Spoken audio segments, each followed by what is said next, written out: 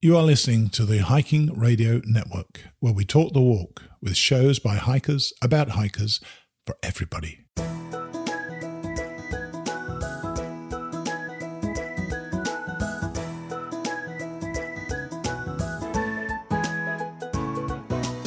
Mighty Blue on the Appalachian Trail, the ultimate midlife crisis.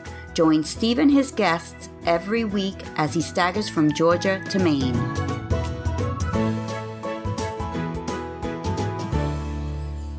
Hi everybody, and thanks for coming back again to Mighty Blue on the Appalachian Trail, the ultimate midlife crisis. This is a somewhat literary edition with our main guest, Paul Stutzman, the writer of our recent book, Hiking Through. Paul has been very accommodating to me, letting me interview him and talking to the Florida Appalachian Trail Club last month. We also went out to dinner one evening, and I'd like to think of him as a friend. I hope he feels the same. I know that Paul's experience on the AT really resonated with many of you, and we talked about that and his other hikes since then. Paul will be on soon. Also this week, Kate Stillwell is a woman of a certain age, and we chat about her preparation for her upcoming flip-flop, now less than 3 weeks away. As always, Kate will be on after Paul. Finally, and we're back to the literary side again, Ben Montgomery's visceral story of Grandma Gatewood's walk.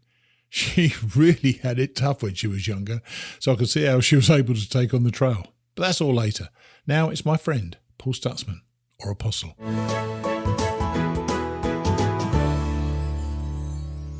Well, you've been hearing about my guest today for the past several months, and I really wanted to have him on the show today to reflect upon his books and his hiking and his life journey. He's the author of Hiking Through, Paul Stutzman. Hi, Paul. How are you? Hey, I'm great, Steve. How are you today?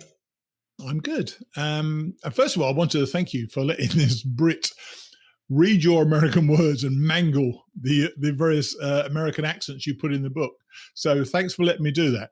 I was very impressed with the way it came across. Actually, I was thinking about it. I've got my book is on audio, and I personally think you did a better job than the guy they paid a lot of money to. Oh, please.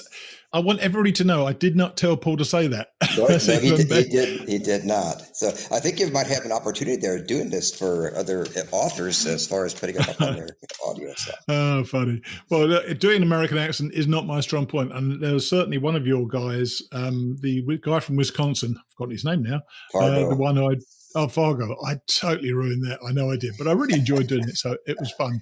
And funny enough, I did have an email from your editor of the book, and she complimented me on bringing something new to the story, but she probably meant the crappy accent. So she actually liked it. She really did. Oh, that's nice. Now, you and I actually met for the first time a couple of months ago in Sarasota, near where I live, and you were signing and selling books at the very place that I bought your book for the first time about, 8 or 9 years before. What's your connection with that place? That's the Dutchman restaurant on Bay Vista Street in Sarasota.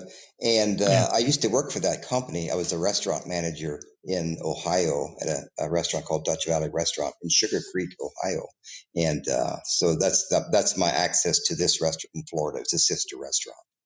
Oh, right. Because your book was front and center when I used to go there for a networking event years ago, and your book was front and center all the time there. So I didn't realize you had that connection. So, how long have you been selling the book in those stores in those restaurants? Since 2010. So I've gone on 9. As soon as it came out, I had I put them in. In fact, most of the restaurants that our company owned has book racks that had them in there. But in fact, my original book came out in hardcover that I did my first signing in Sarasota. And right. So. Now, people, you don't seem to have seen that many hardcovers these days, do you? Certainly not AT books. No, you don't. And plus, people don't want to pay $24 for a book anymore when they can get it on, ebooks for a couple dollars. But that's right, yeah. Any author that wants to bring a book out for the first book, and this gets into a little bit of the vanity thing. They want a hardcover, and I just met one yesterday, a gentleman who wants to write a book, and he wants me to help him. I might not, but he said I want to go hardcover, and I said, well, you got a problem. People do not want to pay for hardcovers, and so that's right. Yeah, well, funny enough, there's a guy who deals with the trail, a guy called Odie, one of our, he's been a guest on the show. He does the Hiker Yearbook, and that is a hardcover. And that's not cheap, but it is a great book because it's got information on all the hikers who hiked in a certain year. It's like almost a coffee table book, which is pretty nice. But you're right, I never even actually considered getting a hardcover myself because I think the price was just ridiculous. It is. Now, I was fortunate that I brought mine out hardcover back in 2010, and I self-published it because they say you can't find publishers and you don't have any kind of a agent, and there it's accurate. So I just printed it myself, had it done, but I had it done professionally, and I Yeah. sold 8,500 hardcovers, and which Wow. is very unusual. But That is, yeah. Well, it's got such a message in it. And you're staying in Florida, I know, for the winter. And I invited you to the Appalachian Trail Club of Florida meeting a couple of weeks ago.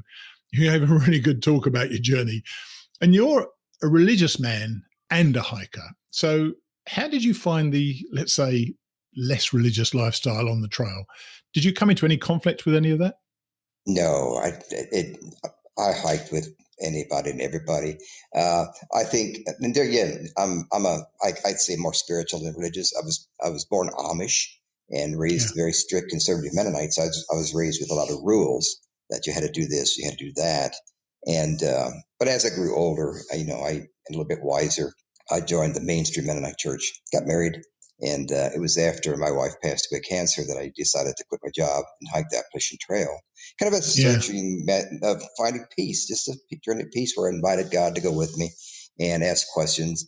And so, and in my business, running a restaurant, I met a lot of people in my lifetime, and I'm very open to talking to anybody and everybody about anything. So yeah, I hiked with people, young kids that thought it's religion is foolish.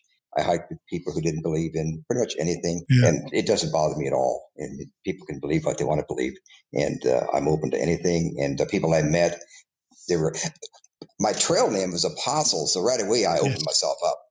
So and Yes. yeah, there's people that thought I'm this holy man, but that's totally wrong. Yeah, I mean, we obviously got the stories when I was reading the book, and I loved the story about your was it three uncles who headed up the various different churches, and one was more strict than the other. Exactly. And that was my That was upbringing. I mean, hilarious. that was my upbringing. Anywhere I went, I had nine uncles and aunts, and any house I went to, I mean, I knew the rules. They're the same as my house, and it's a good upbringing. But it's just, there's just a lot of rules to follow. And as I grew older, I just kind of rebelled against some of those rules. And on the trail, especially, I realized it's not about rules. It's about a relationship. And so that's Yeah. part. And I want to relay that in the book. That it's religion is very divisive, can be, but being a spiritual person, to me, there's a difference. Well, obviously, I read the book, and I know that you went to Harper's Ferry with your brother and so on, and you decided one day you were going to hike the AT. Why did you think after Mary died that you would be able to get peace from the Appalachian Trail? Were you looking for the peace, or did you think this was the place that would give it to you? Well, I had during my marriage and in my restaurant, we were busy. I had 700 seats. It's a tourist area, so I had a Yeah. lot of stress. And every year, once I got through the busy season in October, the first week in November, I'd take off and I'd go out and hike the Grand Canyon just by myself, and it was very Right. peaceful. And my wife was good with it. And about a month and a half after she passed away, my best friend and my cousin suggested we go to Zion Canyon to hike, which I love hiking Zion. And so Uh-huh. we flew out there and we hiked Zion Canyon. And when I was hiking, I realized how peaceful this was. And that's when I got the idea that if it's that peaceful for like 2 days, what would it be Yes. like if I strung together 5, 6 months on the Appalachian Trail? And I thought it sounded pretty idyllic. Of course, as you know, it really isn't. It's hard. It's really hard. Yeah, idyllic is not the word. Yeah, Oh, dear. people do need to know it's not easy. No, it's not easy. No, but But why? that's what But why the made, AT? Because that I think the AT. I know we had a guy on here who did the calendar year Triple Crown, and he said the AT was by far the hardest. Why did you not go for something like the PCT or perhaps the CDT? well, partly because I had most of the books I'd written were on the AT, and I read them all. and Walk in the Woods, of course. Bill Bryson is sort of Of the course. number one. And I read Yeah. it, and I loved it. It's a good read, Yeah. except when I got to the end and realized he only did 500 or 600 miles. I'm thinking, wait a minute, you know what? You should do the whole trail if you're going to write a book. but when you're a good author like him, I guess you can just do a few miles. But I determined I want to do the whole thing. I want to see everything, every corner, everything on the trail. And of course, that meant I was going to be a purist also. But I did. I hiked the whole thing, and it is life changing, as you well know. When you get Yes. off the trail, there's nobody knows what you went through except another thru hiker. Absolutely, and frankly, you just want to talk to other through hikers because they understand what you're talking about, don't they? And you mentioned Bryson. The two most popular, I guess, hiking books which turned into movies were the Bryson book and the Wild book, and both of them the writer didn't complete either trail. So so I don't think it's so much completing the trail for some people. It's actually the journey itself, however long that may be. It's true, and I've also told, and I do a lot of programs and talks, and I always tell people, you know what? It's not always about the destination. It's about enjoying the journey, enjoying the now. And sometimes when you're focused so much on the finish line, you miss the beauty of now. Yeah, and yes, and funny enough, I did find myself falling slightly in that trap last year. We were looking to do miles. I mean, I was hiking with another guy in his 60s as well, and so he wanted to do miles a lot of the time. So we probably did miss a few sites we probably shouldn't have done. We should have sat around for for 2 or 3 hours sometimes, but we rarely did that. There were times in the evening when we'd sit down, relax, and see the nice views, or just enjoy the companionship. But just hanging out on a lovely vista for an hour, we rarely did that. And I think perhaps if I ever did it again, I would probably consider trying to not so much take longer, but enjoy the views a bit more than I did this time. Yeah, I do the same way. I mean, it was, and I was hiking with one of my buddies, and we were going up over. Well, I'm not even sure what the name of the mountain was anymore, but there was a little sign posted there, and it said a view. I think it's like a quarter mile up, and we just looked at each other and laughed and kept on walking. But, Yes, but I'm not walking off the trail. it is so true, though. You know what? It's like I wrote a book called "Don't Wait Too Long," where I talked about a day in the Appalachian Trail. We were on Humpback Mountain. I was with my one buddy. I was already camped, Yeah. and had my tent set up in a real nice clearing. And he called out to me and he said, "Apostle, you got to come out here and see this." And we were on top of the mountain, and stretched below us was Shenandoah Valley, beautiful. Right. And there's a rock formation. We sat out there, and all of a sudden I realized how special what I was seeing was. Across from me, the sun was setting, and in this vast valley, lights started coming on in all the homes. These cars are winding through the roads, coming to their houses.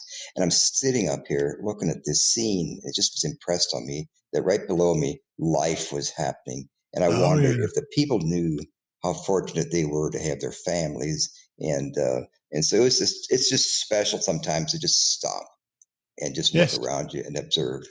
Yes, most certainly. And now listeners have heard your book, so we're not going to draw too much on that particular hype. I'd love to know if you've revisited it, the book over the years. And would you write the same book today, do you think? Well, I have written 10 books, Yeah. and once they're written, they're kind of put away, and I have not reread any of them. Oh, And really? I just haven't. I guess I've told my children, I said, what I plan to do is when I get older and start losing my memory, I'll read them as new books, and I'll say, that guy was crazy. It's funny. But Steve, you're right. If I was to rewrite the book, and I have thought about already just writing a portion of it, reflecting on the trail and how it changed me 10 years beyond, when I did it. So if I was to do it again, it would be different because I've reached the healing of losing my wife. And of course, there've been other things in life that have happened. But I can always reflect back on the trail and the thoughts that I had that actually helped me now. Yeah, it's funny. I when I came back from my trip in 2014, I did a talk at a local hotel in front of a bunch of people. Less than 2 weeks after I finished, I was absolutely not ready to give that talk. I hadn't had enough time to actually process what had happened to me, and really, I'm disappointed I even agreed to do it then and there because I'm learning things from my 2014 hike now, 5 or 6 years later. It's incredible to me. And I'm sure the 2019 hike I did I'll be learning new things in 3 or 4 years time as well. So, these things gradually evolve over time, don't they? Oh my goodness, yes, they do. It's amazing too how often your thoughts go back to that, and you realize how it's like sometimes related to childbirth. You and I are never going to have children, but during childbirth, most ladies would probably say, "Well, I don't know if I want to do this again or not." But it's like the Appalachian Trail. When I was doing it, I thought, "I'll never do this again. I just want to get done." Well, now I look back Same on here. it, and you remember the good things. You remember the memories of sitting in a shelter just talking to people about life, and you Yeah. realize that I would do it again. I would do it differently though. I'd do it so differently than the last time, because this time it would not be the healing journey of losing my wife. This time, if I did it again, it would just be the adventure of walking, talking to people, and doing it a little bit different, not being so rigid like I was. As a purist, I need to pass every white blaze. So if I did it again, I would blue blaze, aqua blaze. I'd do any blazing I could do, and then enjoy it more. The personality of the trail and the people probably then. But it was a healing journey, and so that was my journey. Well, I once had a section on the podcast called If I Did It Again. And when I did ask people that very question, how they would do things differently. So would you change everything about it, or you just basically would just relax more? Or, I because I still think, and I felt this, and I thought to myself when I started in 2019, I would probably do it differently. But I still felt the same compulsion to do those miles and get that done. I really wanted to do it. And I didn't miss any white blazes either. I didn't take any shortcuts. But I wasn't a purist. Certainly, I did slack back a few times, quite a few times, in fact. But I was nowhere near the purist you were, because I was only reading just the other day, I think, the last chapter or the chapter before the last chapter, when you crossed that river, that forded that river, when your friends went the alternate route, and that was darn dangerous, wasn't it? It was dangerous, yes. Part of it, I think, has to do with our upbringing. Uh, Growing up in an Amish Mennonite community, our work ethic is we work, and that's what my dad did. He worked all his life. He didn't hunt, didn't fish, and so therefore I didn't either. I worked, and so once you get out on the trail, it's your job. It's what you do. So you get up, you walk, and you look at your guidebook, and it's 5 o'clock, it's 6 o'clock. You're tired, but you look at your guidebook and you think, I could. It's still daylight. I can do another 5, 10, 7, whatever miles. And so I away know, we go. yeah. And then we get in the shelter, get our tent set up, get to eat. Then it's 8, 9 o'clock already, and you're done.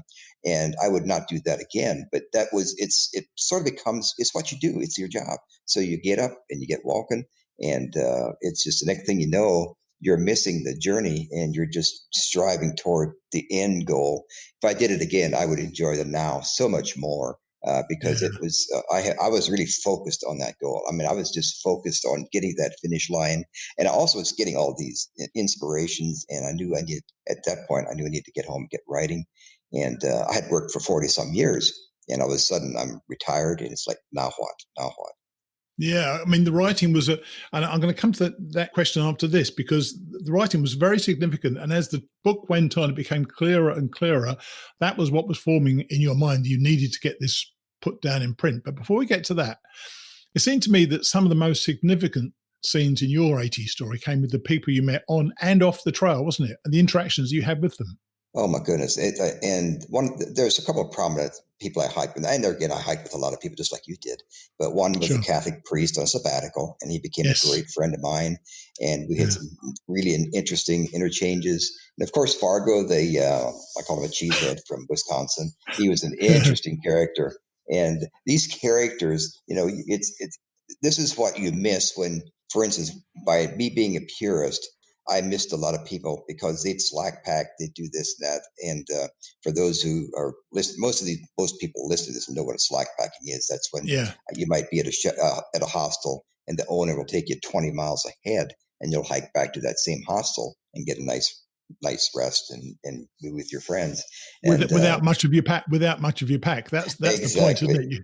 It Yeah. is. It's kind of funny. It's like I would leave if I was in a hostel that day with some other people, like good people, they'd say, "We're going to go slack pack." And I said, I'm a purist. I can't do that. Which, looking back now, I'm thinking that was silly. I could be a purist and still do that. Well, so during the day, then I've got my 35 pounds on my back. I'm heading up the mountain, and here they come trouncing down there.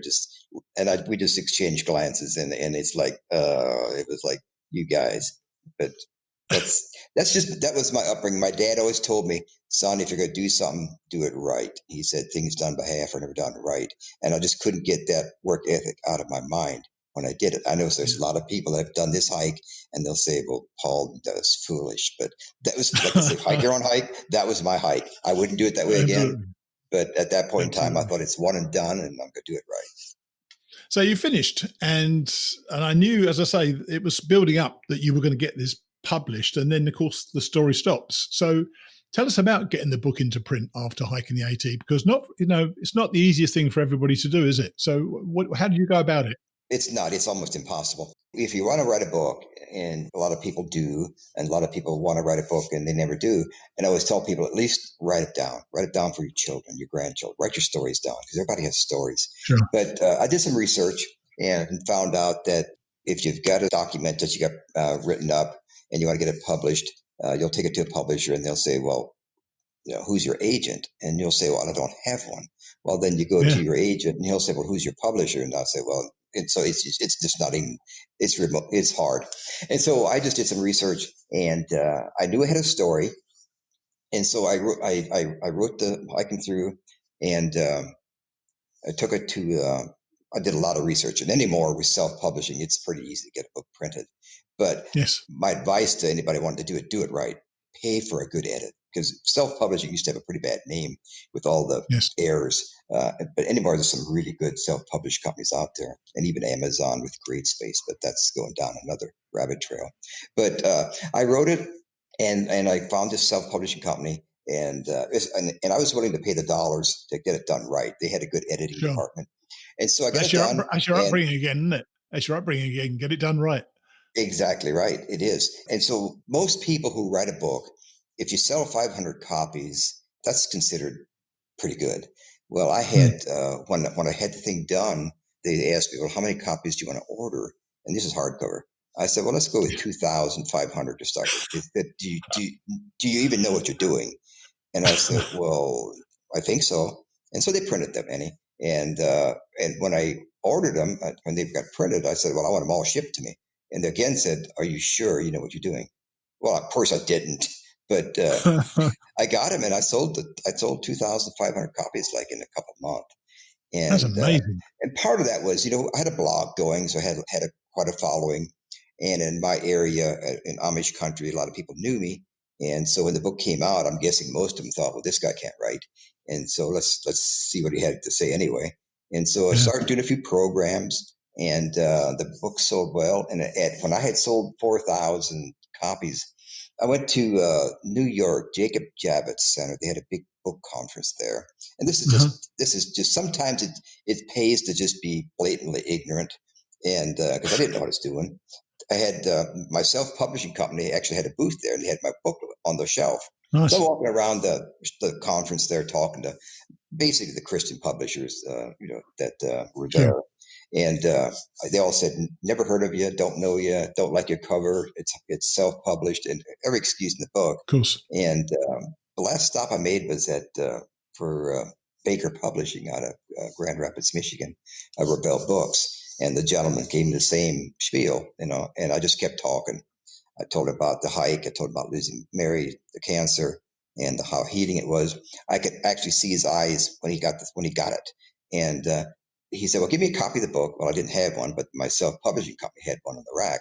I walked over to their booth, didn't say a word to him, just took the book off the shelf and gave it back to the guy. And he said, I'll read it on my way back to Michigan. Well, I didn't hear from him. And so I was in 2010.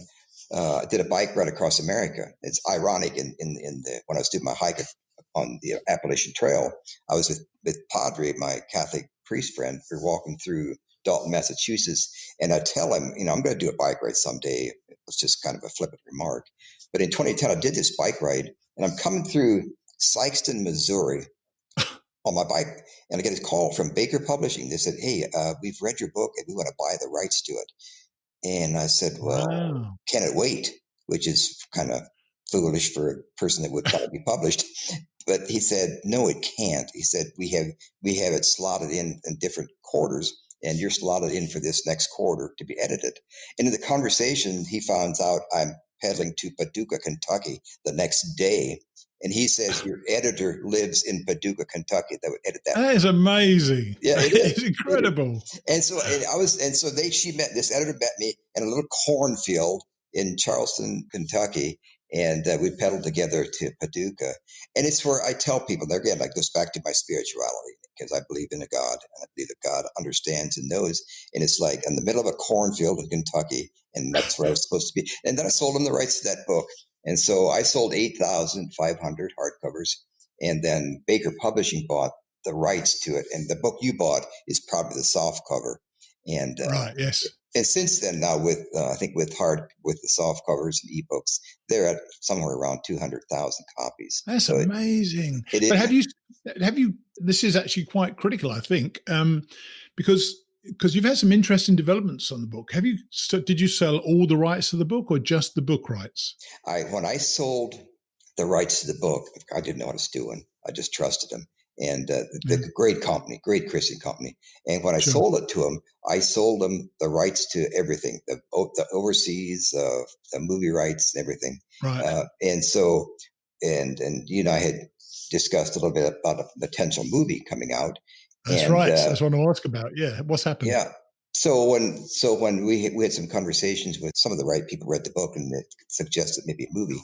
Well, I had to get a hold of Baker Publishing, and they said we will return those rights to you for one reason: we don't make movies, we sell books, and a movie will sell a lot of books. And so I have Wow. retained I retained the rights to the movie, and Good recently for signed a them. Yeah, I know, it's incredible. It's almost a That miracle. is great. That's, I really, yeah, yeah. that is. You're right. It's almost a miracle that because publishing companies don't do that sort of thing, do they? They don't, and so That's and amazing. So what's going to happen then? So have they signed Robert Redford yet for you to play Paul well, Stutzman? they said he's not handsome enough for my part. So I don't All know. right, so. We might have to get you, Steve. I think you could do that. I think you could. No, it's in the early stages, so they've not done any kind of that part yet. So I have no idea about how that will work out yet. I'm getting actually this Sunday. I'm getting 2 books to some producers that were involved with the movie. I can only imagine, and so there's some things happening behind the scenes, and I Awesome. hesitate to say too much about it until it actually happens. Okay. But I Okay. have signed a contract with a producer in Hollywood, and we'll just see where it goes. And I certainly will, at the right time, be on Facebook telling people I'm what's sure. going to happen. But that I is believe it. awesome. There's a market. There's so many people on that trail every year, and there's nature, there's spirituality, there's healing. So there's enough hooks in there that it's at least got Hollywood's attention. That's good to know as well, by the way. It is Now, actually. you mentioned about biking across America, and it really cracked me up when I saw the title of the book. You didn't think too much about the title of the book, did you? You went from hiking through to biking through. Exactly. It cracked me up when I read that one. So why did you take on that journey, though? I mean, the title's obvious, and it really made me laugh. But why did you take on that journey? Was that for the same purpose, or was it for development of the purpose you took on the AT? Well, it was the day Padre and I were hiking through Dalton, Massachusetts. It was actually the 4th of July. And so Yeah. we took a zero, and most hikers will know a zero means we took a day off. And as I'm Yes. hiking through town, this Padre and I, we're just bantering back and forth. And I made the statement. I said, "Padre, look around you here. Look at all these people in their front porches. It's a holiday. They weren't working." And I said, it kind of reminds me of what heaven might be like. People are having fun, families together. And then it's sort of we started joking. I said, I'm going to ride my bike across America when I get this hike done. And I'm going to look for front porches. And the idea there was to look at front porches. And I had planned on calling the book Front Porch America. and just pedal across America on my bike ride, looking for front porches, taking pictures of unique front porches, and then you would have been arrested for that. You would have been arrested for that. Probably. Taking pictures of people's front porches. But then I realized anymore, most houses, they don't entertain on front porches anymore. But I decided to do the bike ride anyway, and just more of an adventure than a healing thing. The healing journey had happened, so this is mainly just for pure adventure of meeting people and pedaling across America. Instead of going cross country, I went from the corner of Washington State to Key West diagonally and made it 5,000 miles. But that was just a really pure adventure. Yeah. Did you take away many of the same lessons, or did it teach you new things? Because obviously it's entirely different rhythm to hiking. So what was it like in terms of the journey you took, quite apart from the physical journey? It was different in several ways, and one was I was more in tune to on the Appalachian Trail. It was about me and God and healing, and other people had a lot of impact on the bike ride across America. And ironically, it's far more lonely on the highways of America biking than it is being in the woods. I'm sure. But you're so attuned to other people. I remember one day I was pedaling down the highway, and at this point I can't remember if it was California, Nevada, where it was. But I'm pedaling down the highway, and across from me, I see a bicycle coming along. He's got his bicycle rigged up that he's pushing a guy in a wheelchair. Oh. And as he approached me, I looked over, and we locked eyes. Just for a second, we locked eyes, and I could read him. I could read him so clearly. I could read both of them so clearly. It spoke across the highway of love. This guy loved that guy in a wheelchair so much that he wanted him out there on the highway enjoying himself. And it had never happened to me before that I could literally look in this guy's eyes and look beyond his eyes and look, and I became so attuned to people. And I've got a story in there about meeting a homeless man in California who had gotten paralyzed in Kuwait during the Kuwait Desert Storm. And he came home in a wheelchair, and how the story about how he was healed and got stabbed by some druggies. And I met him on the highway, and I thought this guy was homeless. And he gave me this incredible story about healing, and he's on his way to to the court to testify against these druggies. And it was just a story of Bobby White in that book. And then a story of meeting a homeless man in Sykeston on the interstate who had lost his wife and his son to suicide, and how I gave him a $20 bill. And he just cried because he said, I didn't ask you for this. And then a day later, I find a money clip on the highway with like almost $800 in it. And to me, it was just like, I gave a guy a $20 bill who couldn't repay me, but God could 35-fold. And then the story just continues on how I was going to do a kayak trip on the Mississippi River. And there again, I got the domain paddling through. You'll like that one. But that book turned out to be stuck in the weeds because I got stuck in the Mississippi River, the swamps. Yeah, you told us about that. Was hilarious in the talk you gave to our group. That was really cool. And you also hiked in Israel as well, didn't you? For a really I hiked in Israel. Meaningful journey. What's that? Is it called the Jesus Trail? You called it Jesus Trail in Israel. It's from Nazareth to the Sea of Galilee. Goes through Cana, and it's for people who have spiritual people, Christian people who believe in Jesus. It really makes the Bible come to life when Israel's very small. And so, when you're walking where Jesus walked, it brings the humanity of Jesus to life. We know a lot, and growing up we did, about the divinity of Jesus, Son of God, divine, but we sort of sometimes miss the humanity. It was a real man. And so walking there brings the humanity to life. And then we went to that trail is a short one. It's like 60 miles. It goes to the Sea of Galilee. But there's other trails around the Sea of Galilee. There's the Israel Trail. There's all kinds of trails intersecting there. And from there, we went up we did some hitchhiking, another gentleman and I. And people say, well, weren't you afraid? I was never afraid in Israel. To me, Israel was one of the safest places I've ever hiked. And I get picked up by Israeli soldiers. I get picked up by Muslim drivers. The truth is, most people in the world were good people. Amen. And, it's the bad people get the press. But, I had a wonderful time talking to people, and they're very open. And I've also hiked the Community Santiago in Spain. Did you hike that, Steve? Yes, I did I did it in 2018. I loved it. That is my favorite hike, right? I do that one Oh, again. really? Oh, I How love, interesting. yeah. How interesting. Yeah. Now, I enjoyed that one very much. I went with my niece. I think if I did it again, though, I wouldn't do it the way in which I did with my niece because she tired of the hostels very quickly or the albergues. Uh, She was more. We went to hotels in the end. So I think I would go back to if I did it again. I'd go into albergues, even though the hotels are quite cheap, But I think I missed part of the experience of sharing the time with other people on the trail, especially yeah, from different parts of the world. yeah, you did. I did. I stayed in these hostels.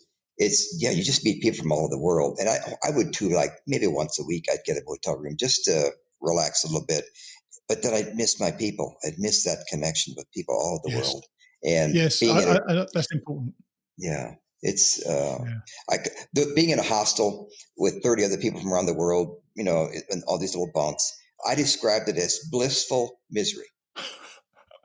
Somebody called it type 2 fun once. It's not fun at the time, but it is later on when you think back to it. So when you came to our Florida ATC club, I bought one of your books called the one you mentioned earlier on, Don't Wait Too Long.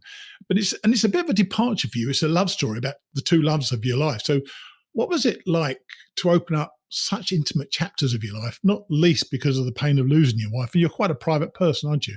I am pretty private, but I'm 68, about to turn 69, Yeah. and I do a lot of programs, and especially around Christmas.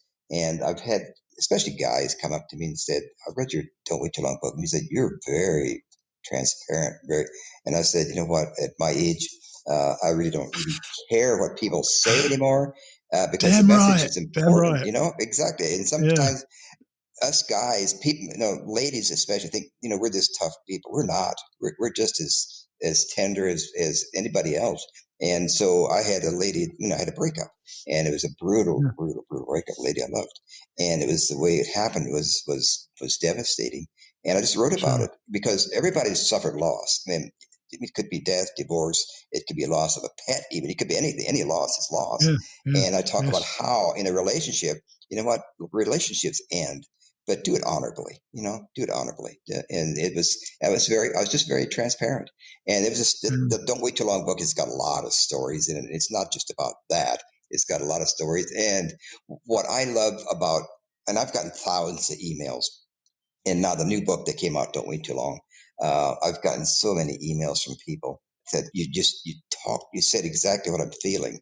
And I got an email last week from a lady who'd left her church. And there's a story in there about a lady in the Bible who came to Jesus and broke a bottle of perfume over Jesus. And Oh, the story is about how her sins were forgiven. And this spoke to this lady, and she read that chapter, and then the next morning went to church for the first time in many years, and the pastor's sermon or homily was on exactly that. The lady that broke that jar, and she knew that was from wow. God. And I had another lady that had left her faith, and it brought her back to faith. So when I get those emails, I'm thinking, this is not about a job. This is not about money. This is about putting words together that change lives. Now that's pretty powerful, and I think It really is. it is. So, and my last question to you is going to be sort of about that. So, do you hike now, or are you a writer who once hiked? That's a really good question. I came to Florida for 2 months. I'm in Venice, and Hmm. thinking I'm actually writing two books right now. I'm doing a follow up to the Don't Wait Too Long. The Don't Wait Too Long book is sort of about loss. And Yeah. then I was going to write another book it's called Divine Dining, Feasting on God's Word. It's about restoration. It's about being restored. And it's actually been almost a year since that breakup I had with the lady, which I call the Sure. beautiful one. And I thought, you know what? I'm going to come to Florida. I'm going to write this book on restoration. And I'm also writing a fiction book. So I'm doing two at one time. I've never done that Yeah. before. And I Yeah. thought, oh, Florida, beautiful. Come down here. I'll write. Well, the sun shines. I got to be outside. And so I go, my walking now is I get up, I go and walk the beach, which is Nice. wonderful. And I do a lot of walking. Yeah. I haven't done a lot of serious hiking. I've been in the Appalachian Trail several times for a couple of days.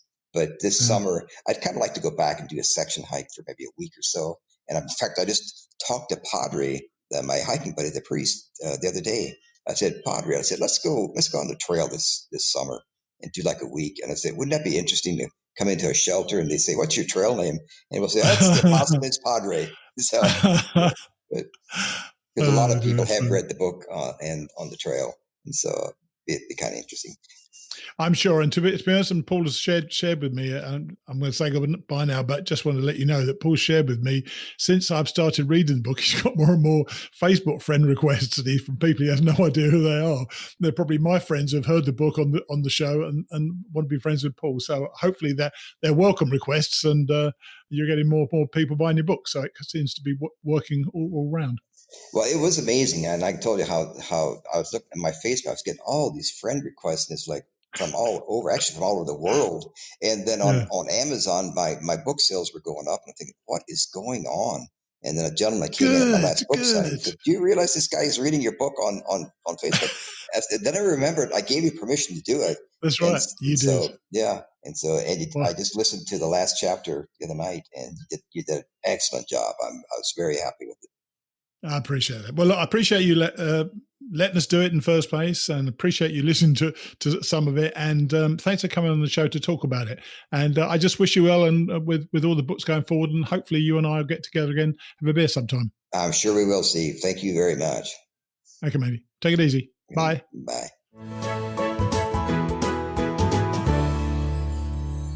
What a nice guy. And he's just like that when you meet him. Friendly, non-judgmental, because we shared a few stories, and really just a top bloke, as we Brits would say. I wanted to take a moment to mention something that happened last week. Many of you know that Ryan Hopkins, or JR, started the trail on March the 1st, and we heard his first steps last week. Well, this Monday's episode came out, and, to say the least, some of you were shocked that Ryan had ended his hike, if only temporarily. I obviously knew that this had happened, and I was quite prepared to put a show up myself without Ryan last Monday morning, if he didn't feel up to sharing his feelings at that time. I was incredibly impressed by how he handled it, and it's only strengthened my admiration for him. However, it was the way that you, our audience, responded to him. Every message was positive, encouraging, and empathetic. Ryan is so grateful for your messages, as am I, and it once more proved to me that hikers are, pretty much to a man and woman, pretty damn cool. Thanks so much for your responses. I don't know where we go from here, so we're holding that show in abeyance as Ryan works out how or if he wants to proceed. On the other hand, we do have 2 other live shows with both the Trail Danes podcast and the Jester Section Hiker show now on weekly, so check them out at the Hiking Radio Network website or wherever you listen to podcasts. I should also remind you, by the way, that we still have Dixie's complete hike of the Continental Divide Trail in 2018 and Bruce Matson's epic journey on the AT that same year. Both of these are also worth a listen. Talking about complete hikes, we now have a woman of a certain age and Kate Stillwell, or Phoenix. Here's Kate.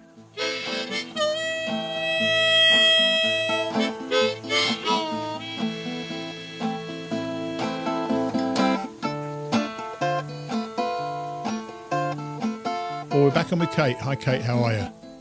I'm well, Steve. How are you? For the third time. Because we've been trying to record this and something's been going on with my software, but we are still talking, so that's great. And it was lovely to talk to you as well. I've been slightly nervous about this conversation because we've had, as you know, Ryan, JR, has had to curtail his hike, hopefully temporarily, since he got injured and got sick. And I wondered when you saw that, how you felt, because I know you had to stop when you hiked with Alexa, your daughter. Oh, it was heartbreaking. I could empathize to the nth degree. When you start a hike, I mean, obviously 100% of us are feeling so positive and we're going to do it. I can do it. Yeah. And yet sometimes the universe steps in and, some people start and they have great weather the whole time. I've been seeing some posts where people are having great weather. And then you have like Ryan, who wound up with terrible weather and rain and being wet and leading from one event to another until it's really becomes kind of catastrophic cumulatively. And it just ends your hike. In my case, I never got over it, really. It was 2017. My daughter, Tink, and I were going Sobo from Maine. And the second time I came off, I had broken my arm. And it happened in such a split second that, the overwhelming feeling was as I was crunching my arm and my, as I was squeezing it with my left hand, Sure. it was just an overwhelming sense that, oh my God, it's over. Yeah. I can't believe that my hike's over. It was first and foremost in my mind as I then just kind of went into triage mode to, get sticks and triage my arm with KT tape and hike out for help. But it remained with me, and it was clear that while my daughter was successful in her through hike, that this was not going to happen for me then that year. And worse yet, when I got back home, when they reset my arm, they reset it improperly. Oh, so 5 weeks later, not only with nerve damage, they had to re-break my arm in the OR. So the universe was telling me, oh yeah, you're not getting through this broken arm and going back on the trail in August or September. No, you are done. And next time it's body bag. So it's just obviously not the outcome anyone thinks of. And yet something happens to 75% of the people who go. Yeah, I thought my hike was over when I got bitten by a dog. I had to come off the trail. Oh my gosh. I had cellulitis, a bacterial infection of the skin, and I had to come home as well. And I thought it would be over, but I remember my wife at the time telling me, suggesting that I just got a one-way ticket home. I said, "There's no way I'm doing that. If I don't get a return ticket, I won't be coming back." So did it drive you? Did your injury and your realization that it was over? Is that what drove you to come back again this year? No, I had no intention of ever giving up on the idea of through hiking. I had to work out certain logistics because there were other things going on in my life that needed attention that I had kept putting off on the back burner. And clearly, I needed to address them and take care of them. And now that I have, I think that, as Alexa said, she thinks that this is my time, and I'm determined that it's my time, and we will see what happens. You can do what you can do. You can get your gear, your prep. I mean, that's such a big word. Yeah. What is prep? It's gear, it's fitness, it's logistics, it's, taking care of family stuff. It's such a host of things. And the to-do list never seems to get shorter. You check things off and you wind up adding 15 more items. You can do everything you can do, but in the end, there's a certain amount of giving it up. All of us last year who got to the end, I think we were almost horrifically aware of how lucky we'd been to get there. And some people, the best hikers in the world, can't do it because they can't. Something happens to them. So I think the serendipity of the trail takes over, and you as you say, it's not your year, and hopefully Ryan will get back on this year. And Ryan, I'm not putting you under any pressure, mate. I'm just saying that you may get back on this year, or you may not. You may go another year. Whatever it is, I'll be supporting you and wanting you to finish and following you doing that. Now, talking about gear and prep, then, Kate, let's talk about yours, because you're starting. Now, I know you've got your phone, which tells you exactly how long you've got to go. How long is it now? Oh gosh, I think it's 22 days. 22 days. Right. I leave. Well, let's say 3 weeks is good. 3 weeks is good then. Yep. So how are you prepared now? Are you packed now? Yeah, I'm having a hard time fitting everything in. It's because I switched up some of my gear. I decided to swap out my Osprey for Z-Pac's Arc Blast. Right. And that's what I had. I had an Arc Blast as well. What do you think of that? Well, I don't know. I haven't really hiked with it yet, but since I had to get the small because of, I'm 5'7", but my measurements indicated I needed to get a small. That really does correlate a little bit to the liter capacity. Right. And I'm having I'm putting stuff on the outside of the pack, and it doesn't have a brain. So there are certain things that sort of first aid and critical, got to be able to reach it quickly type stuff that I would put in the brain of the Osprey. You can get one of those other things you can attach to your chest strap. And you get some belt strap things as well, which I did as well. I'll tell you what, one of the great things about having less capacity is you take less stuff. You have to get disciplined into taking the amount of stuff you need and no more than that. Well, and that's true too. I'm initially counting on 5 days of food, and I have an Ursac. So in a way, that took up a capacity that is a little. And I don't really I'm planning on resupplying every 3 to 5 days ish. But yeah, everything fits very differently than in the Osprey. So it's a matter of just kind of dealing with that. And I also switched out my sleeping bag. Why'd you get an Ursac? A matter of interest. We used it on the last hike. Alexa used it on her through hike. Right. And no problems with it whatsoever. Cool. We either throw it over a limb or you can tie it to a tree trunk, even a smaller branch. Yeah, Trigger, who I hiked with, did that. He had an Ursac, and it worked out really, really well for him. But I tell you what, taking 5 days of food is a lot. One of the things that you might want to think about is taking less food. And nearly everybody, they always say you pack your fears. 5 days of food is normally way too much for most people, because you've got the opportunity to get into town so regularly that 5 days you may find. What I tried to do was get into town with no food left, which didn't always work out that well.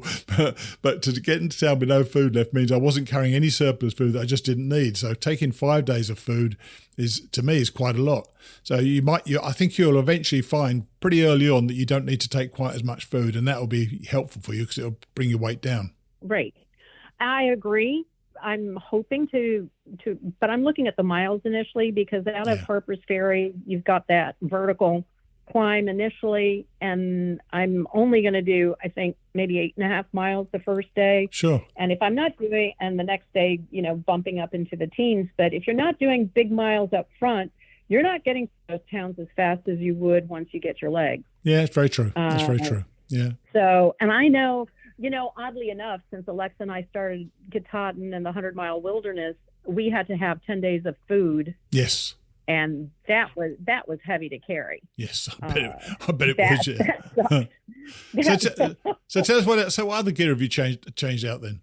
Well, I had a Marmot 30 degree, and I opted to cut some weight. I got an Enlightened Equipment Revelation 950 quilt. Right. So that comes in just over a pound and a half, whereas the other was, several pounds. Yeah.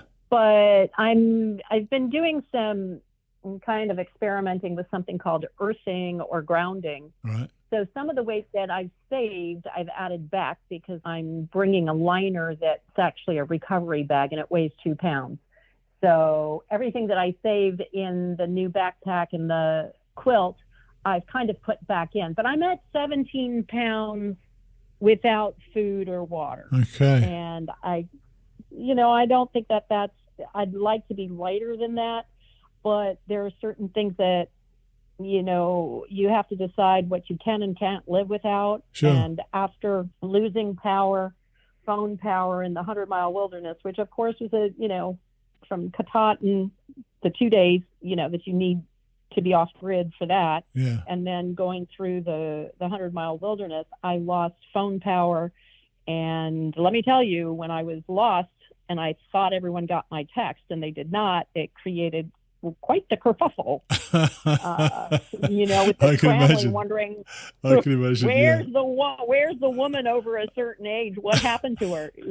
Oh dear. So what other ways are you preparing? Are you doing many workouts, or you just think have you generally kept in shape since you did your last hike? That's kind of an up and down thing in terms of from 3 years ago. Yeah. But yeah, no, I am working out. I do mileage.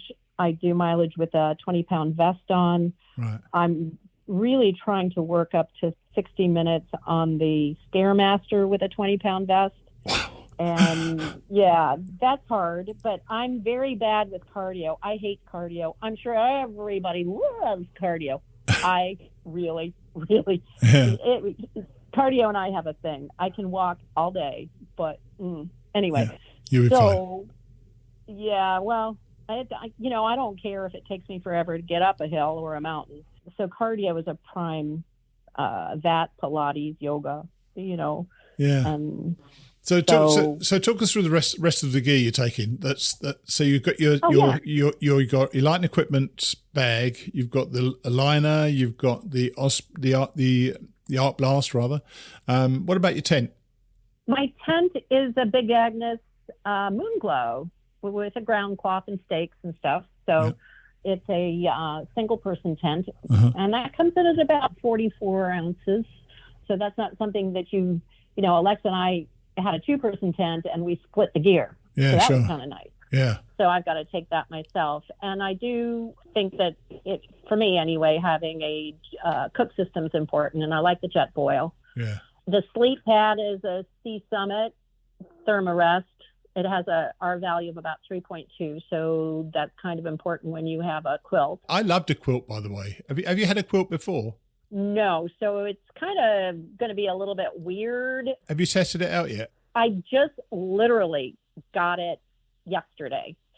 So I have to set up the tent and really do sort of a trial with all that, and setting it up with the sleep pad, how you're supposed to clip it in, but not under it, but on top of it, so that you don't break down the fabric. Right. So and with a liner, I figured this was the best way for me to go. So, but with a 30-degree marmot, I was going to have a Therma liner, and that, the combination of the two was over 5 pounds. Yeah, it's so, the weight thing. The way in which they reduce weight for hikers these days is just extraordinary. And going along with 17 pounds plus whatever your food is, that's why I think you will rethink your food, taking 5 days of food eventually, pretty quickly, in fact, especially when you do start doing longer miles as well. And that's a good point that, if you aren't doing long miles to start with, the chance of crossing a road to get into town to resupply is less and less. But there are tons of roads crossing the AT. There really are. And I had my food sent to me originally when I did my hike in 2014, but after that in 2019 I didn't, because it just worked out so well just to go and pick it up in town, and I enjoyed that personally. Well, that's what I'm hoping to do, a lot of Neros, with stopping in town, resupplying, and overnighting, then getting up and walking again. Yeah, that is the goal, I guess. But also hiker hunger does not kick in the first week. So no, but you need it. You still need your food. There's no doubt about it. It's funny. I lost weight catastrophically in the first time. I lost 40 pounds in the first 5 weeks. It was ridiculous. Oh my God! Like I lost a couple of legs. It was unbelievable. Oh, geez. Yeah. So you may think you're not hungry, but you do need the food, because you're definitely burning the calories. Oh, for sure. Sure. I know that I lost, I think it was 9 pounds by the time I got to Monson. Yeah, God. Well, look, do you feel that you're, if for some reason you had to go tomorrow, you'd be ready, you could pack up and be ready to go, or are there still things you need to buy? Well, to buy? No, not to buy. Right. Things to take care of, the last minute things that cannot be done until the last 2 weeks before you leave, like turning on water faucets and putting bulbs in the ground, stupid things like that. But I'm primary in my household with my son and our big dog. And so I have to make sure the dog is covered when my son is going to work. Sure. So I've got some logistics. When you talk about prep, there's personal prep, there's gear, and there are logistics. I had family that was brother who's coming April 6th to live at the house for a month. Okay. But now with the coronavirus, we're not sure that anyone's coming. Oh, wow. Yeah, well, you know what, Kate, you'll work all that stuff out. That's what people do. They work their way through it. And in fact, next week, what I would like to talk about is what you're looking forward to about the trail and what you're not looking forward to. Okay, so we'll catch up next week. All right? You betcha. Okay. Okay. Cheers then. Bye. All right. Bye.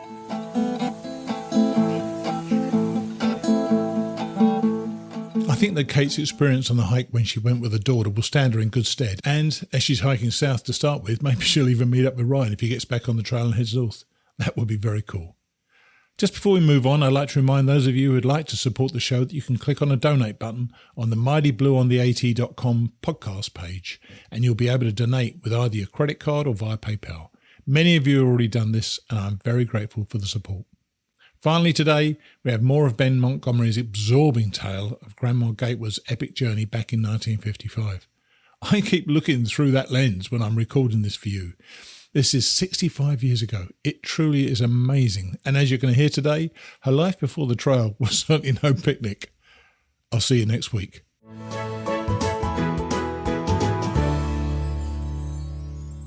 Chapter 3, Rhododendron and Rattlesnakes. May the 19th and May the 31st, 1955. The hiking past Wire Bald was difficult. The trail was unkempt and not well marked. By the time she crossed the Nantahala River on a railroad bridge, she was growing hungry, but her supplies were gone. She ventured off the trail and found a small sassafras tree in the forest. She picked the tender young leaves from the tips of its branches and made a salad. Nearby, she found a bunch of wild strawberries. They were tart, but nice. The path to Wesser Bald had been washed out by the creek, and the muck made walking difficult. She stopped at a little trailside store to restock, buying a quart of milk, some cheese crackers, fig bars, 2 eggs, and a pocket knife. She'd lost her old knife somewhere on the trail. The next morning she began her ascent of Swimbald, which took about 3.5 hours, but just before she reached the top, she slipped on a slip boulder, fell, and broke her walking cane. She picked herself up off the rock and checked to see if everything was in order. It was, and she pressed on. She found a new walking stick and crested Chioa Bald by 10:30 a.m. She came down through Locust Cove Gap and Simp Gap and Stokoa Gap and Sweetwater Gap, and growing tired, looked for a place to sleep. There were no shelters, and a tall mountain loomed before her. The sun was fading, and she found a bare spot along the trail, built a fire, and settled in to rest for the night. She was surrounded by unfamiliar territory, alone in a foreign place, full of curiosity and also dread and fear of the unknown. She hadn't seen another soul on the trail since the men days before. Most of her routine had been set in the deep solitude of a southern spring, surrounded by a nature very much alive, by chirping birds and buzzing insects, but uninterrupted by human activity. That was about to change. The strength of fertile farmland along the Ohio River in Gallia County was dotted by white wooden houses built snug against the hillsides, the occasional tin-roofed barn beckoning you to chew male pouch tobacco. People marked time here by floods and snowstorms, and they kept track of their lineage on the front pages of their holy Bibles. Their ancestors were French royalists, and they had been swindled. 500 noblemen, artisans and professionals had bought parcels in Ohio, sight unseen, from a sham company, and they sped west across the Atlantic in January 1790. Upon arrival, they learned they owned nothing but paper.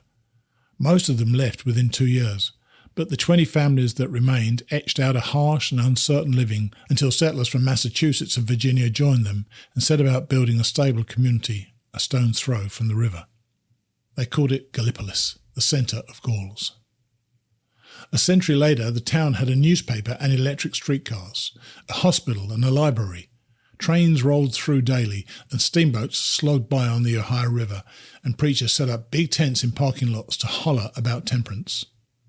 South of town, in a cabin on Sugar Creek, Emma Gatewood learned she was pregnant with her first child, not long before her new husband struck her for the first time.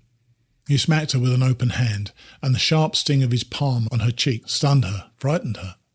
She thought of leaving him that day and that night, and on into the next, but where would she go? She had no paying job, no savings, and her education had ended in the 8th grade. She couldn't return home and be a burden on her mother, who remained busy rearing children. So she bit her tongue and stayed with PC.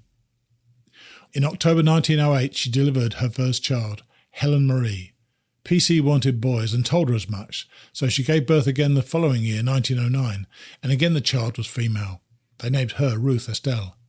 Their third child was born in June 1911, finally a boy, and they named him Ernest, but took to calling him Monroe. In the spring of 1913, PC bought an 80-acre farm on Big Creek from his uncle, Bill Gatewood, for $1,000.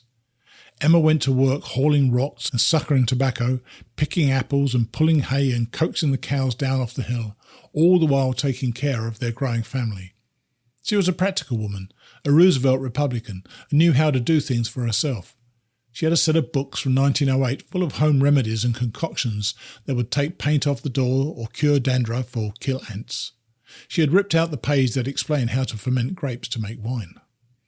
When she wasn't working or cooking for PC or cleaning the house or taking care of the kids, she'd park herself somewhere out of the way and get lost in a book.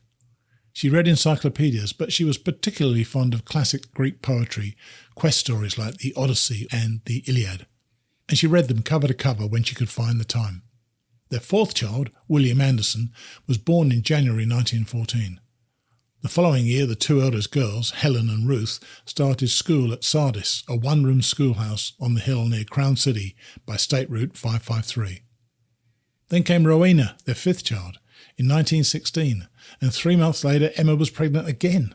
A few weeks before she was due to give birth, PC assaulted her. He didn't drink or smoke, but he could lose his temper without aid, and he punched her in the face and head so many times that for 2 weeks she could barely rest it on a pillow. They named the baby Esther Ann. In December 1918, they bought the Brown farm for $30,000, the place their children would come to think of as home. The farm included a field of fertile bottomland that ran flat as a tabletop from their hillside house to the Ohio River, about a quarter mile away. From the front porch, Emma could see the green hills of West Virginia across the river. The house had 4 bedrooms upstairs and 1 down, 3 covered porches and a basement. An old, defunct piano sat in the parlour, with a horsehair sofa that pulled out into a bed. A Victrola sat on a small table near the bookshelf. The living room had a heating stove, and the kitchen held a cooking stove and a sink with a hand pump that drew water from a cistern. One porch had a swing, and the children's rooms had chamber pots they'd use in the winter. There was a plot large enough for a 3-acre garden out front, and Emma woke early each day to tend to it by kerosene lamp. She grew rhubarb, cucumbers, beans, and a healthy patch of morning glories. They had only $5,000 to put down from the sale of their other farm, which meant there was work to be done between there and comfortable. Emma threw herself into it and saved until it hurt. The children all worked hard too. By 2 years old they were sweeping floors and gathering eggs. By 3 they were collecting kindling for the pot-bellied stove. By 4 they were washing and drying dishes. By 5 they knew how to wash their own clothes. Each morning PC would rise at 5 and dress and walk to the bottom of the stairs, where he'd pound on the newel post while calling out their names. The kids would jump to their feet from where they slept, 4 to a bed. The girls swept the house and did the dishes and sometimes helped prepare the meals. After breakfast, they'd all head out into the fields to hoe or pull weeds or pick vegetables or deworm the tobacco plants. The younger children were charged with filling a bucket with lime and walking among the muskmelons and watermelons, sprinkling the mixture on the vines as they went.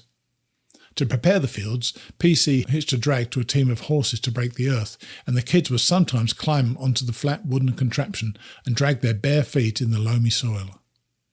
Emma went to the fields each day and worked alongside the farmhands, as did all the kids. When the work was done, the children would tear off across the bottoms toward the Ohio River, between their home and the mountains. A few of them could swim to the other side, but most stayed in the shallows, laughing and splashing off the day's dirt. They'd sing Old Black Joe and climb inside an old tyre and spank each other down the hillside. At harvest time, they'd pick muskmelons, watermelons, tomatoes, cucumbers and corn. PC took most of it to the Saturday market down in Huntington. The rest they ate or canned or sold at a little vegetable stand by the highway. Muskmelons or a dozen ears of sweet corn for 10 cents. Cucumbers for a penny each. Emma canned hundreds of gallons of fruit and vegetables for the summer and winter, and the shelves in the cold underground cellar were lined with scores of half-gallon jars. They ate everything that came from the earth and wasn't poisonous, from blackberries to persimmons to wild raspberries. They learned that birds and animals don't go hungry, so why should people? So many trees and bushes provided food. Hickory nut, beech nut, walnut, honey locust pod, maple syrup, crabapple, mulberry, plum, cherry, huckleberry. Edible plants included dandelions, narrow dock, wild lettuce, white top, clovers, violets, meadow lettuce, poke leaves and milkweed, and nothing went to waste. Once in a while the men would kill a fattened hog, and they'd build a fire under a 55-gallon drum full of well water. Late in the day they'd string the hog from a tree and gut it. When the water was hot enough, they'd lower the heavy carcass into the drum, then crank it back up and run their sharpened knives over the flesh to remove the coarse hair from the hide. They'd portion the hog, and Emma would take the hams, prepare them and smoke them in the smokehouse. She'd take all the meat from the head and cover it in brine in a ceramic crock, sometimes adding a little vinegar, and make hog's head cheese. She'd stuff green peppers with shredded cabbage and dunk them into the brine. It wasn't rare for the kids to eat so much that they became sick. When she cured the bacon, she'd remove the rind and cut it into small strips and cook it in a heavy pot to render the lard and preserve the skin. which she called cracklings. The children ached for the hog slaughter because it meant their school lunches would include biscuits and homemade jam and fried pork loin. Emma made apple butter in a giant cauldron over a large fire outside. She put the girls in charge of stirring the fresh peeled apples constantly with a long wooden paddle, and they occasionally got too close and felt the sting of popping hot apple butter on their skin. She made chicken and dumplings and chicken and noodles, and every once in a while, on special occasions, fried chicken. Once every summer, a man drove around the farms with a truck full of various cuts of beef. Emma would peek inside and ask the man about prices. She could never afford much, but sometimes she'd walk away with a chuck roast and she'd make a giant pot of stew. Beef was rare, though, so rare that one of the boys walked into the barn once and bit a cow on the ear to see if it tasted like beef. She served breakfast at a long table, and PC always sat at the head. Sometimes, if the farmhands joined them, there'd be 17 mouths waiting to be fed. She'd come from the kitchen with large pans of biscuits, bowls of oatmeal and cornmeal mush and bacon. She served pancakes but refused to flavour her syrup. When the children needed to relieve themselves, they used the outhouse, which they called the closet or bath with a path. It was a 3-seater, and they wiped their behinds with pages torn from the Sears Roebuck catalogue to save money on toilet paper. They walked to school barefoot sometimes because they each got just 2 pairs of 25-cent shoes a year, and they had to make them last. At Christmas, PC would chop down a tree and drag it home. The older children would string popcorn and make ornaments from last year's wrapping paper or the tin foil from chewing gum or cigarette packages that they found along the road. Their stockings were filled with an orange, a banana, a candy cane, English walnuts, and a new pencil or handkerchief. Most of the larger gifts they shared, including a sled one year and a single pair of roller skates another. Emma sometimes made the girls little dolls with ceramic heads and sawdust stuffing. PC was a thinker, a Renaissance man, and his neighbours thought highly of him, even if he overpaid his farmhands. He'd taught school for 15 years, at the one remote Dale and War Bottom schools, before he quit to run a farm and grow a family, which expanded again in 1920 with the birth of twins Robert Wilson and Elizabeth Caldwell. He drew blueprints and built a beautiful modern home for his parents on a hillside not far away. He also designed and constructed a new schoolhouse at Swan Creek. The neighbours knew of his above-average intellect. He bought a large tobacco barn from $100 from a man who lived a mile away and had numbered every board into the thousands, then disassembled the barn and hauled it down the road and up the hill and to a level patch behind their house where he rebuilt it, nail by nail and board by board. When he finished the project, he climbed to the peak of the aluminum roof and did a handstand while the farmhands cheered at his thin silhouette. On Sundays, he required their children attend church. They'd pack into a pew at the Methodist church near Swan Creek, where they'd sweat and swap flies for hours while the preacher tried to save their souls from eternal damnation. PC made a point of delivering a short sermon to the congregation himself when the preacher had finished. Always, though, just beyond the thin shroud of his respectable public persona, there gurgled a mean streak, and if something set him off, he'd grow wild-eyed and his veins would bulge. His children once watched him beat a stubborn horse half to death with a leather strop. He was prone to administer discipline on his own blood with a briar switch or fire poker or whatever instrument was close at hand. His madness, in the right moment, wasn't even bound by law. In 1924, a year after Emma delivered their 9th child, PC killed a man. PC Gatewood and Hiram Johnson got into an argument one afternoon. The state would charge PC with manslaughter, and the trial would drag on. Young Monroe, 12 at the time, would testify that Hiram Johnson had fetched his rifle and Monroe had fetched his daddy's for him, and just as Hiram had raised his gun, PC had swung his and caught Johnson on the forehead, the approximate site of a fresh wound from an earlier scrap the old man had found himself in. He never regained consciousness, and 4 days later, in the hospital, Hiram died. Word was that Johnson's widow would not sue PC because he'd paid the medical bills and funeral expenses, but a lawyer from Huntington, West Virginia, convinced her to try for a settlement, and she won. PC was convicted of manslaughter and ordered to pay $50,000. His prison sentence was suspended because he had 9 children and a farm to tend to, but the debt was so burdensome that he had to sell half his land. Even then he couldn't make ends meet, and each year it got worse. By the time Dora Louise was born in 1926 and Lucy Eleanor in 1928, PC was struggling to keep his farm running.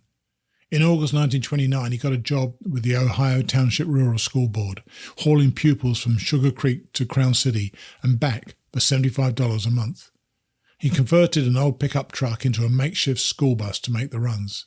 The board hired him again the following year, but in 1932 the contract went to Stanley Swain, who offered to do it for $7 less.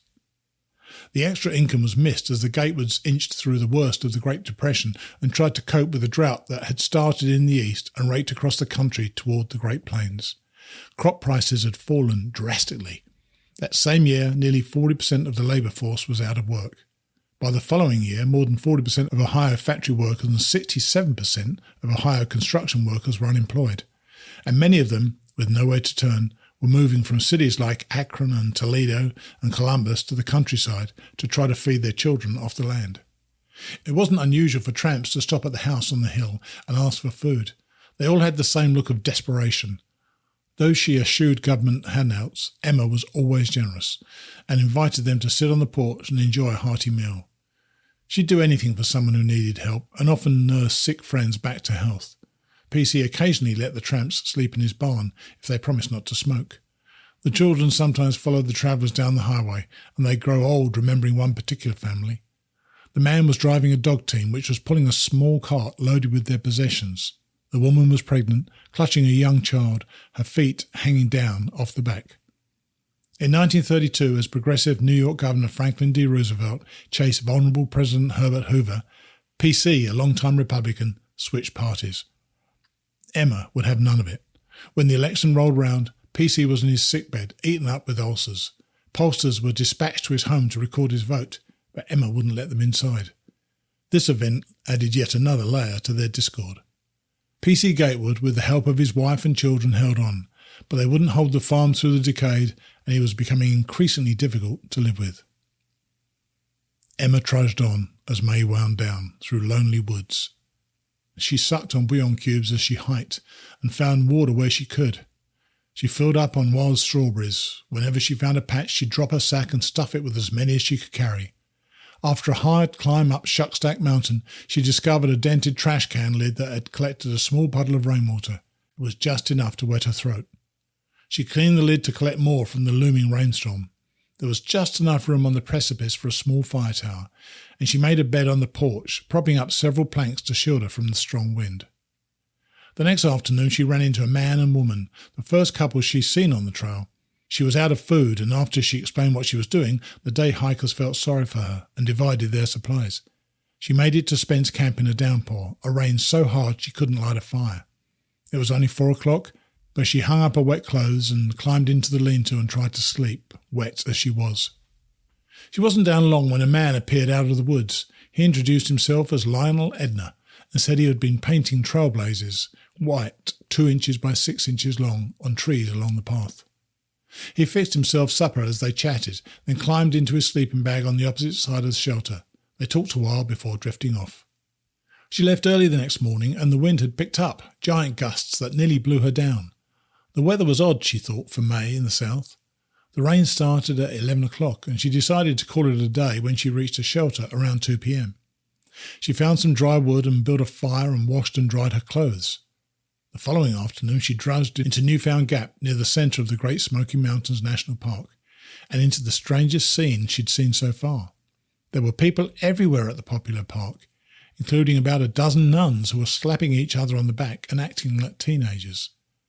She watched one of them climb onto a wall and shout and jump off as the rest of them laughed. They were giddy, having fun and playing around a stone monument built to honour the Rockefellers. Emma noticed a bus stop nearby. Her shoes were about ruined, and hiking through all this rain without a raincoat was miserable, so she reckoned she could use a few supplies. Gatlinburg, Tennessee wasn't far, so she decided she'd catch the bus. Just then one of the nuns approached and asked if she could take a picture of Emma. She bought shoes and a raincoat and got a bite to eat in Gatlinburg, then tried to hitchhike back to the trail, but nobody would stop. She checked into a motel instead. She caught the bus the next morning and got back on the trail by 8 a.m., hiking quickly to break in her new sneakers. A heavy fog settled over the Smoky Mountains that evening, and a chill set in, so Emma heated smooth stones in the fire and slept atop them to keep her back warm. She made it to the edge of the Smoky Mountain National Park, near the line separating North Carolina and Tennessee the following day, and she fell in love with the fields of rhododendron and laurel that seemed to be growing everywhere she looked. She lost the trail once and asked some boys to point her in the right direction. When she found the trail in the rain, it had been ploughed up. The muck from the tilled field clung to her shoes, and the walk through the field was staggering. On the other side, as she walked down an abandoned buggy road, she found herself in a tunnel through the tall rhododendron. It was dark and eerie and, as the rain fell into the tunnel, quite beautiful. She made it to Hot Springs, North Carolina on May the 28th after an arduous uphill climb. The little town on the French Broad River whispered of the past. In 1914, during World War I, the owner of a resort called the Mountain Park Hotel had struck a deal with the War Department to house prisoners of war there.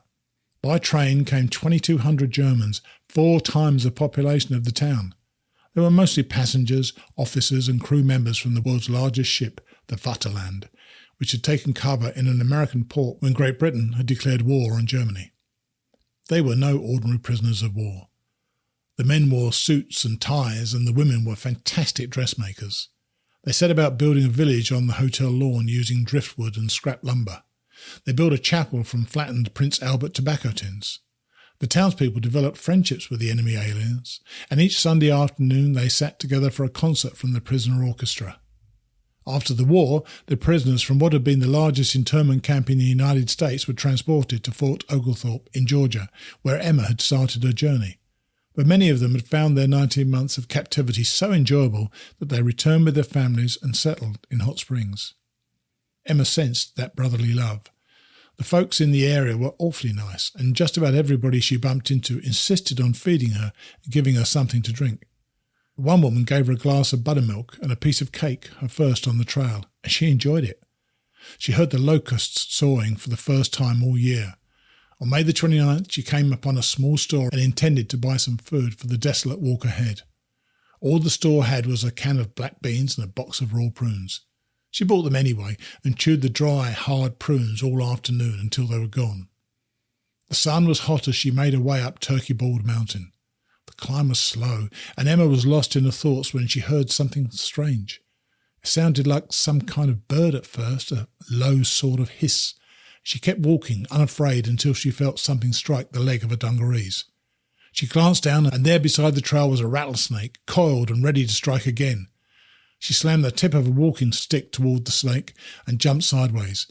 She darted by, her adrenaline surging, her ribs rising with each short, sharp breath.